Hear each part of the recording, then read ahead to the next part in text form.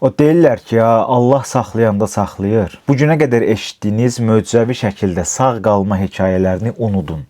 Çünki bu qadın ən az 10.000 metr yüksəklikdə olan təyyarədən paraşutsuz düşərək sağ qalan yeganə insan kimi adını tarixə yazdırıb.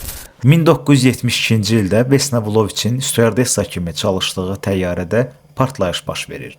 Stokholmdan Belqrada uçan təyyarə keçmiş Çexoslovakiya ərazisində olarkən təyyarədə olan partlayıcı qurğu işə düşür. Terror aktı nəticəsində orada olan hər kəs dünyasını dəyişir. Yalnız Vesna Vuloviçdən başqa. 10.000 metr yüksəklikdən yerə düşərkən qarlı ağacların üstünə düşməsi onun həyatda qala bilmə şansını artırır. Kəllə sümüyündən tutmuş ayaq barmaqlarına qədər zədələnsə də, 27 gün komada qalsa da, 1 il yarım çəkən bərpa prosesindən sonra normal həyatına qayıda bilir.